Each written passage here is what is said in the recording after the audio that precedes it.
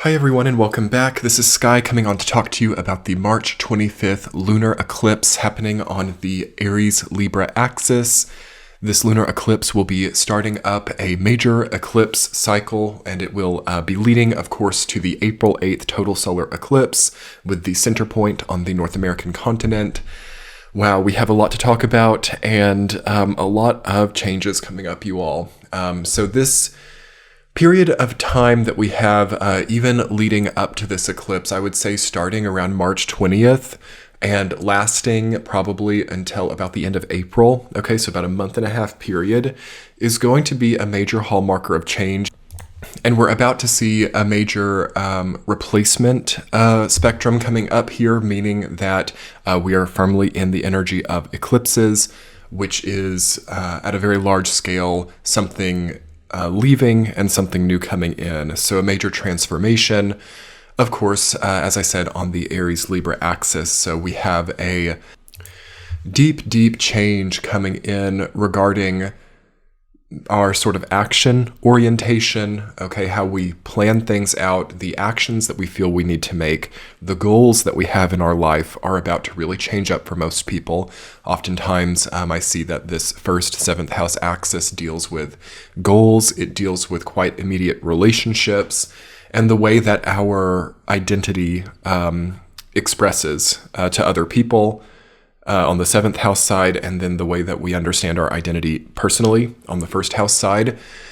So we're up for some major eclipses, and I will be making some videos as we lead up to the total solar eclipse. Do hit the subscribe button below and turn on the bell notifications to get more information as we lead up to the total solar eclipse, which I will be following quite closely. But yes, first we have to talk about this lunar eclipse. So first of all, what's the difference between a solar and a lunar eclipse? So the lunar eclipse tends to be the change that happens internally. This is the emotional change, or the even more psychic or psychological change that then is preceding, in this case, the physical change with the solar eclipse. So what we're going to start seeing is that come March 25th, a lot of people are going to start feeling very differently about some of the goals in their lives. A lot of people are also going to start feeling differently about the way that they express their identity in the world.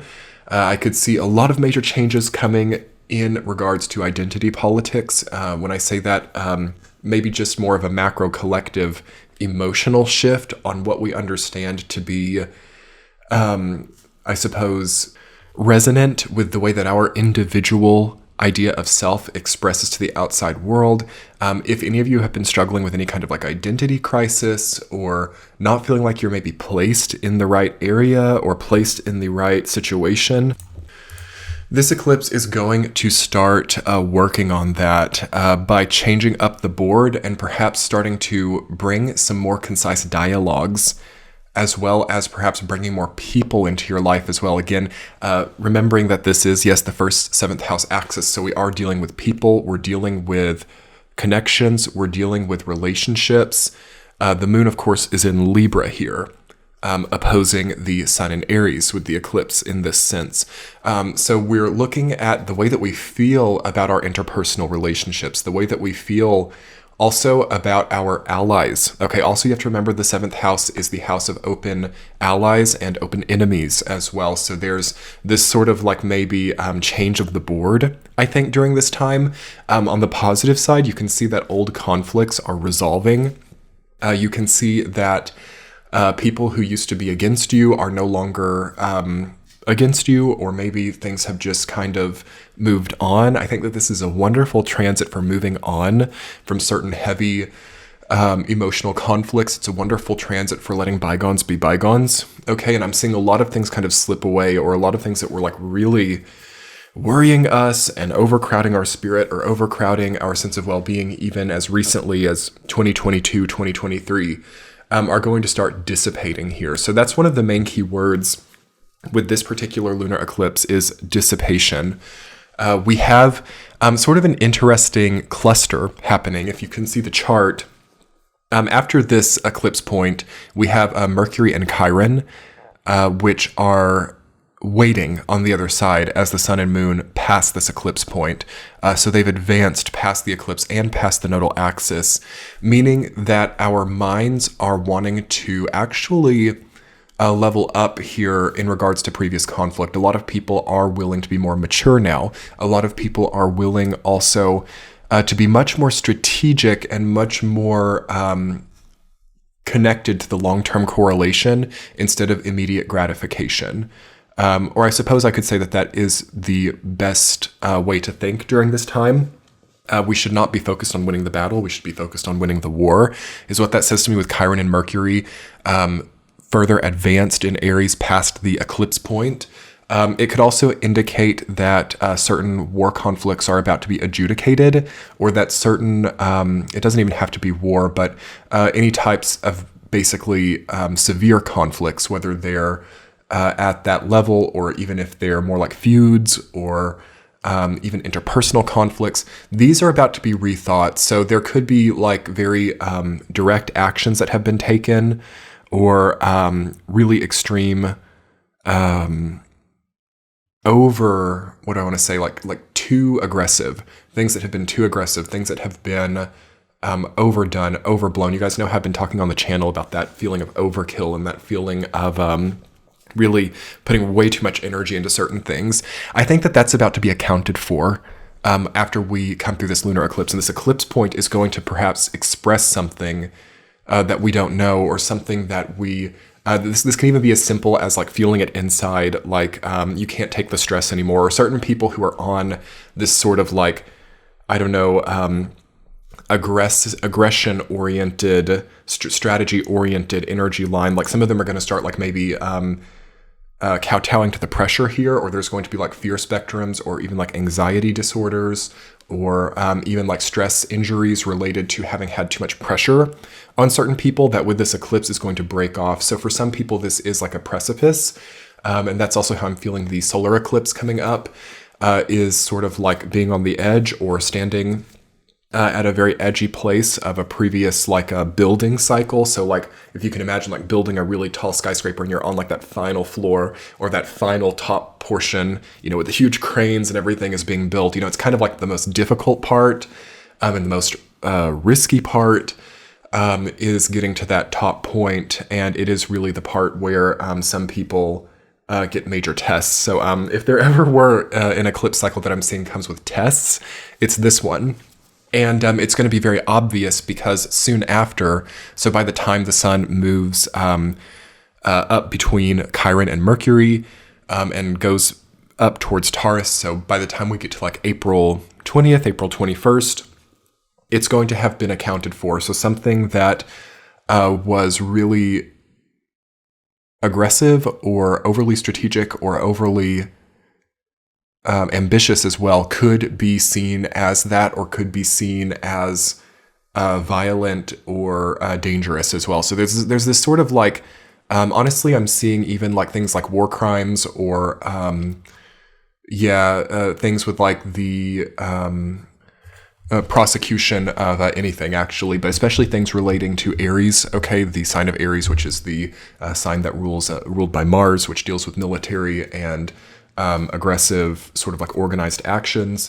There could be something coming there, or it could also be poetic as well, because wherever you see Chiron, it deals in as the wounded healer. So maybe it's not the most obvious outcome here, but everyone's going to kind of understand with Mercury nearby at a very conscious level that there is maybe some type of consequence, or it's not just consequences during this time. It can also be elevations or rewards. There's just some type of adjudication I feel coming up with the Libra Aries axis. Of course, again, Libra, remember, is the sign ruling the law, ruling law enforcement, ruling any form of very high-minded adjudication or organization of thought.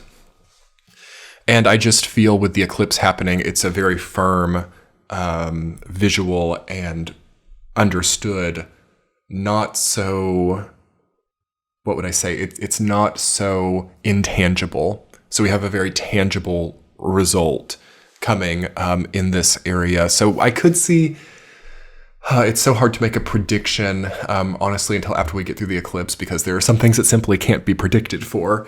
But it's likely during this time to see certain conflicts perhaps ended, but others could come up as like a chain reaction or like domino effects.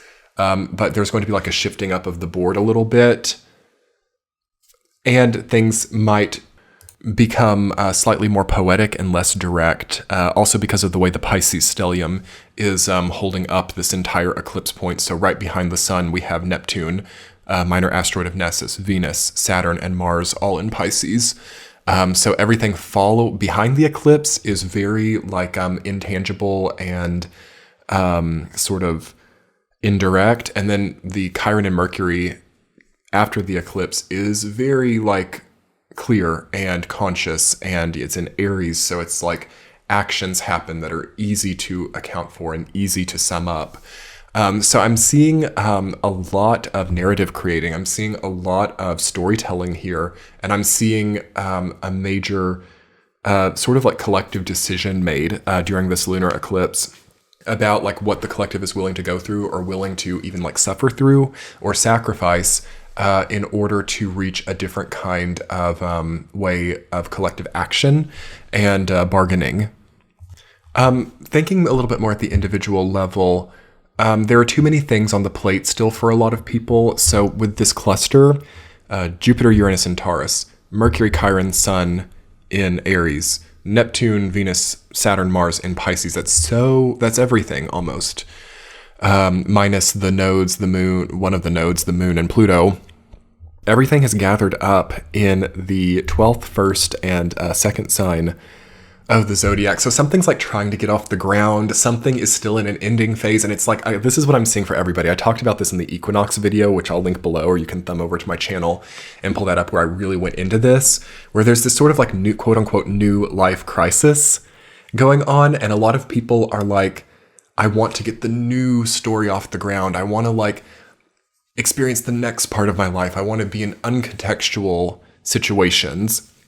And there's this like yearning and this need for it and this dream state that isn't really backed up by anything substantial. So all of the substance I feel is channeling through this Jupiter and Uranus and Taurus, which is fixating and enforcing a certain status quo and really providing a lot of growth on the things that have worked for a long time. So it just feels so out of time to me to like try to like force these new things to happen when we're finally after a long time, I would say since 2018, when Uranus went into Taurus, we're finally having the growth that we've needed on the back end, basically on the stuff that's been implemented and enforced for such a long time, or the seeds that were planted long ago are finally really getting that growth. But it really is sort of a testament to the human condition, isn't it? It's like right when we get the growth that we needed on the project from a long time ago, we're ready for something new. We're ready for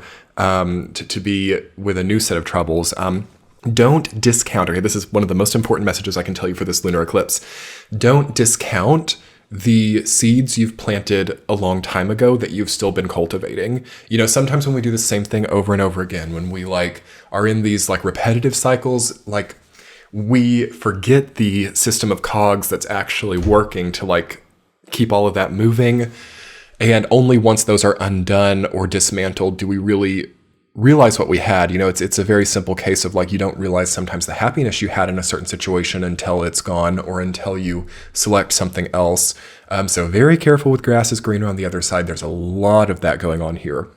There's a lot of people during this time like facing some difficult, for example, addictive cycles, or even that sort of stereotypical like midlife crisis mode, okay, where it's like, I've maybe burned out a lot of the current cycles, and at the same time, I'm not willing to really like make meaningful changes. So I think I might just go, you know, put myself down into a new city, or I might go and start a new business, or I might go and expose myself to a bunch of different types of personalities that I've never been around, maybe different cultures I've never been around. Maybe it's time to leave the country. I don't know. I'm seeing a lot of people in this mode where it's like, well, I have always wanted to live there. Why not try now? Or I've always wanted to totally uproot this in some way and just trust in God that I'll be supported somewhere else, which, that trust is certainly not misplaced. But I just feel that during this time, a lot of the higher force power is really demonstrated in what has been here for a long time. And it's really, I would honestly say, consuming the majority of the energy lines right now are these like long-running, long-term projects, long-term families, long-term, even generational types of aspects are getting like a new wave of energy into them. And it's frustrating for the type of people who really never wanted to be a part of this stuff anyway. Because and this happens sometimes too, sometimes you want to run away from something or you want to escape from something. And right when you get the chance to do it, it already starts to resolve itself. And you're like, but no, I just really wanted to get away. And you then don't have the excuse sometimes when you actually can, that it was really that bad. So a lot of people are facing these kinds of situations. It's like, well, I had always kind of wanted to leave this situation, or I always wanted to try XYZ. And there were all of these problems that were justifying me getting away from like what I currently knew. And those all resolved right before I left, but nonetheless, I wanted to leave. So it's like not wrong, as we do have a lot of escapism holding up this eclipse, okay?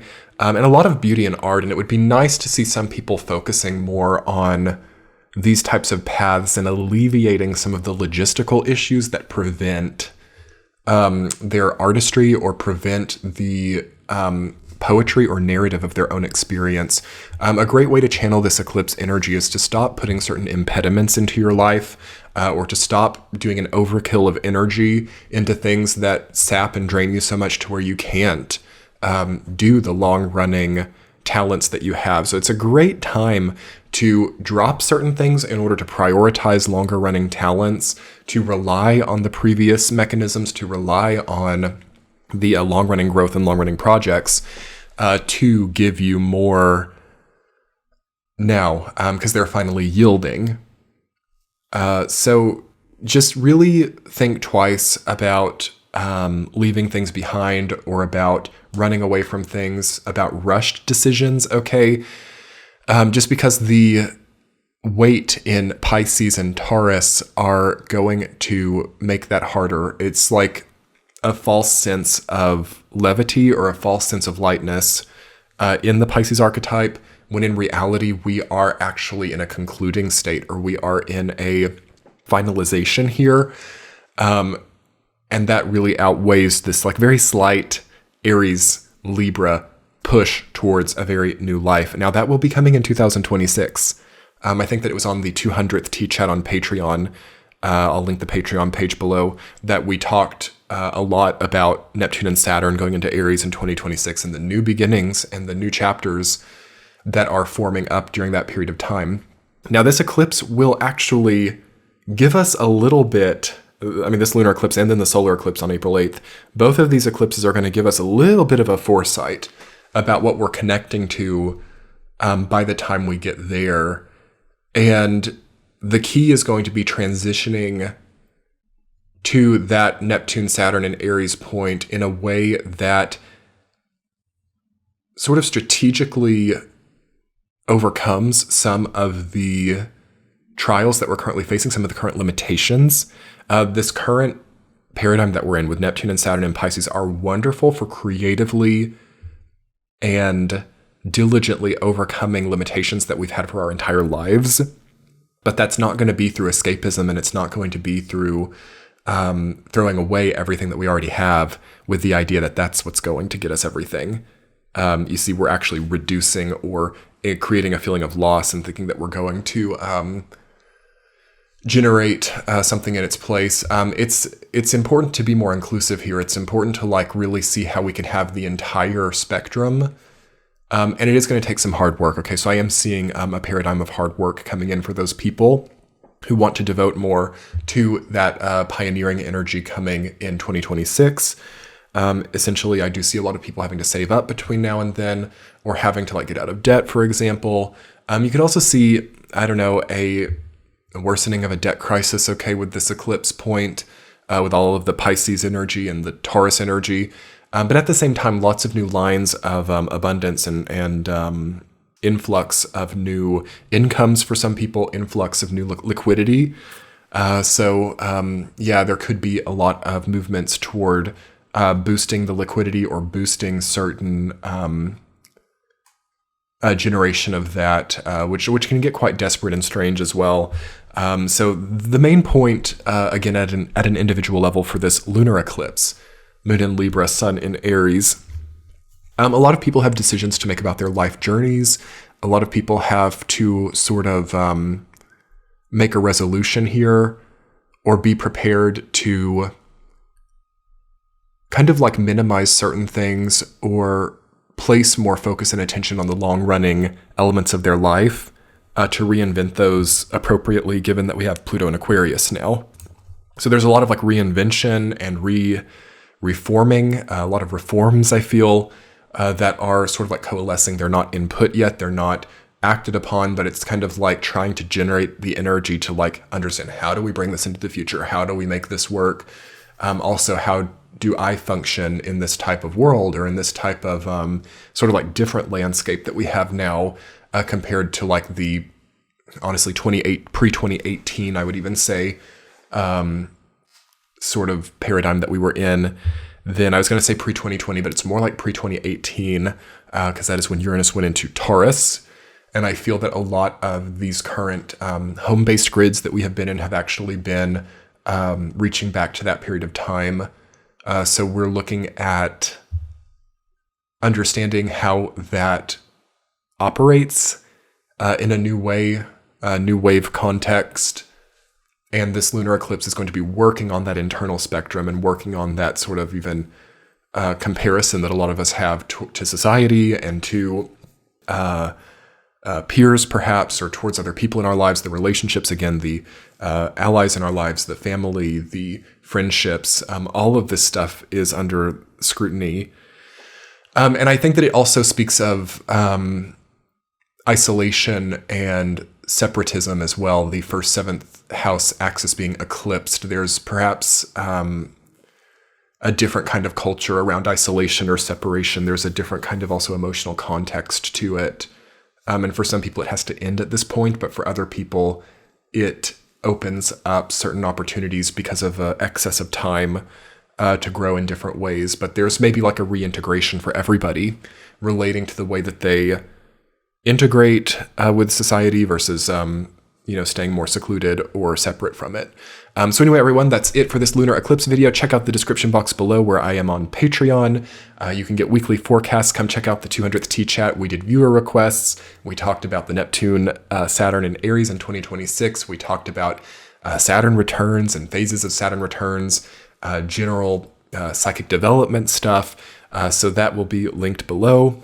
Do hit the subscribe button below. I will be detailing the oncoming solar eclipse, and hit the thumbs up to get this video out there, and have a wonderful, beautiful lunar eclipse on March 25th. Much love, everyone. Bye.